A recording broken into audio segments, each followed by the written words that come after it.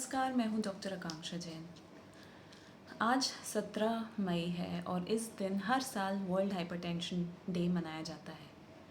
इसी दिन के उपलक्ष्य में मैं आज आपको हाइपरटेंशन यानी उच्च रक्तचाप के बारे में थोड़ी जानकारी प्रदान करना चाहूँगी।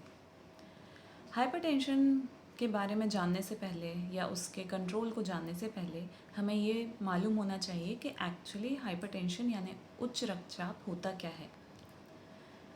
हमारी धमनियों में अक्सर जो खून बहता है वो हमारी आर्टरीज़ के वॉल पे एक प्रेशर डालता है। तो वो जो प्रेशर उन आर्टरीज़ की वॉल्स पे पड़ता है उसको हम कहते हैं ब्लड प्रेशर। हर हार्ट बीट के साथ ये प्रेशर बढ़ता है और जब आपका हार्ट रिलैक्स होता है तो ये प्रेशर कम हो जाता है। और ये ब्लड प्रेशर कई बार मिनट टू मिनट बदलता भी है। आप किस पोजीशन में ब्लड प्रेशर ले रहे हैं, किस कंडीशन में ले रहे हैं, ये इस पे ब्लड प्रेशर काफ़ी डिपेंड करता है। जो नॉर्मल रीडिंग होती है ब्लड प्रेशर की हमारे शरीर में वो होती है 120/80 यानी 120/80। 120 यानी 120 होता है सिस्टोलिक ब्लड प्रेशर और 80 होता है डायस्टोलिक ब्लड प्रेशर, जिसे हम मिलीमीटर मर्करी के तौर पे नापते हैं। अब उच्च रक्तचाप क्या होता है, ब्लड प्रेशर बढ़ने की डेफिनेशन क्या होती है। जो नॉर्मल ब्लड प्रेशर है वो होता है 120 सिस्टोलिक और 80 डायस्टोलिक।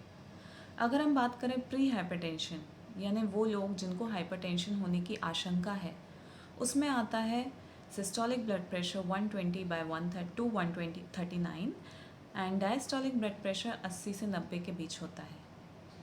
हाई ब्लड प्रेशर उनको कहते हैं जिनका ब्लड प्रेशर 140 के ऊपर होता है और डायस्टोलिक ब्लड प्रेशर 90 के ऊपर होता है, यानी 140/90 140/90 के ऊपर होना, यानी आपको बीपी की शिकायत है, हाई ब्लड प्रेशर की शिकायत है, यू हैव हाइपरटेंशन।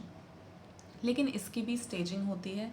स्टेज 1 देखेंगे तो 140/159 सिस्टोलिक ब्लड प्रेशर होता है और डायस्टोलिक ब्लड प्रेशर 90 to 99 होता है। स्टेज 2 की बात करेंगे तो सिस्टोलिक ब्लड प्रेशर 160 या उससे ऊपर होता है और डायस्टोलिक ब्लड प्रेशर 100 या उससे ऊपर होता है। इमरजेंसी हाइपरटेंशन यानी हाइपरटेंसिव क्राइसिस होता है जब ब्लड प्रेशर बहुत ज़्यादा बढ़ जाता है, यानी 180 से ऊपर चला जाता है और डायस्टोलिक ब्लड प्रेशर 110 के ऊपर चला जाता है। उसे हम कहते हैं हाइपरटेंसिव इमरजेंसी और हाइपरटेंसिव क्राइसिस। तो ये तो हुई जानकारी ब्लड प्रेशर बढ़ने की या इसकी डेफिनेशन की। अब हम बात करते हैं कि एक्चुअल में 3 C's ऑफ हाइपरटेंशन क्या होता है। 3 C's मतलब check, change and control. Blood pressure होने के बहुत सारे कारण होते हैं, जैसे कि स्ट्रेस लेना, अच्छे से नींद ना आना, डाइट कंट्रोल में ना रहना, आपको दूसरी बीमारियां होना जैसे शुगर की बीमारी या कुछ और, या फिर आपका डाइट, आपका वेट कंट्रोल में नहीं है। ये सारे कारण होते हैं कई बार ब्लड प्रेशर बढ़ने के, क्योंकि कई बार जिनको मोटापा होता है या जिनका कोलेस्ट्रॉल हाई होता है उनकी आर्टरीज़ में कोलेस्ट्रॉल बन जाता है, जिसे हम कहते हैं जम जाता है, जिसे एथेरोस्क्लेरोसिस भी कहा जाता है। उसकी वजह से भी बीपी हाई होने के चांसेस होते हैं।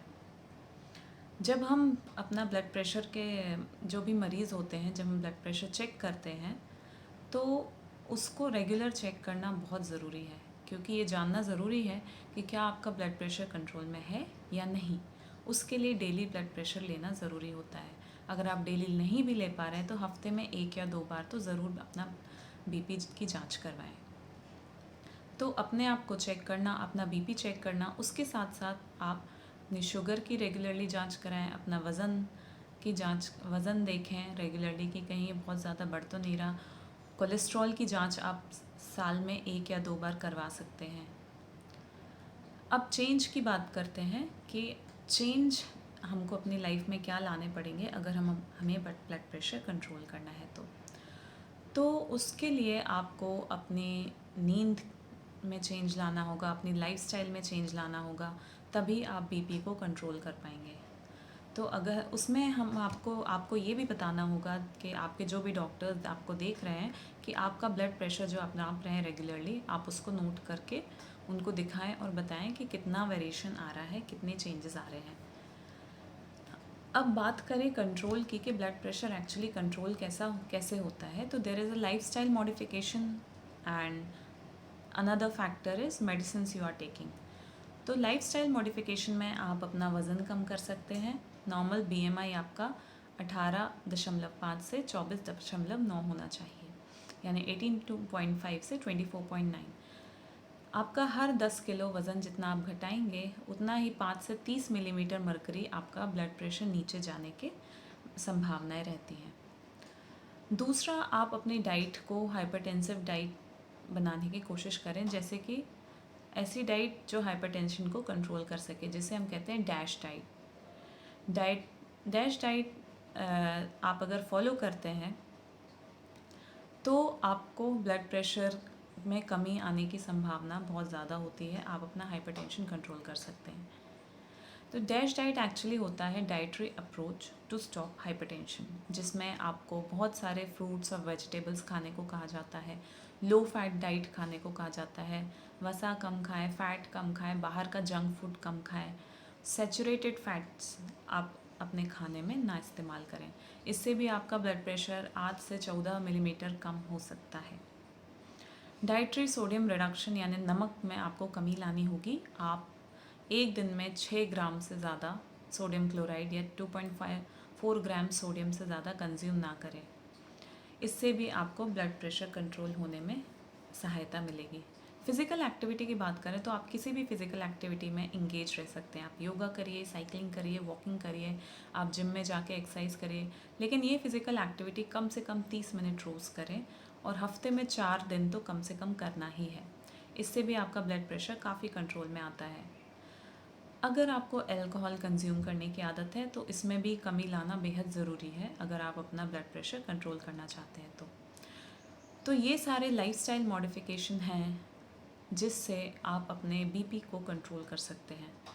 और भी कई चीज़ें इसमें इंक्लूड करनी चाहिए, जैसे कम से कम 8 घंटे की स्लीप आप लें, अच्छे से सोएं। रोज़ आप मेडिटेशन या योगा का सहारा ले सकते हैं अपना स्ट्रेस कम करने के लिए। गुस्से को कंट्रोल करिए, गुस्से से भी आपका बीपी बढ़ सकता है।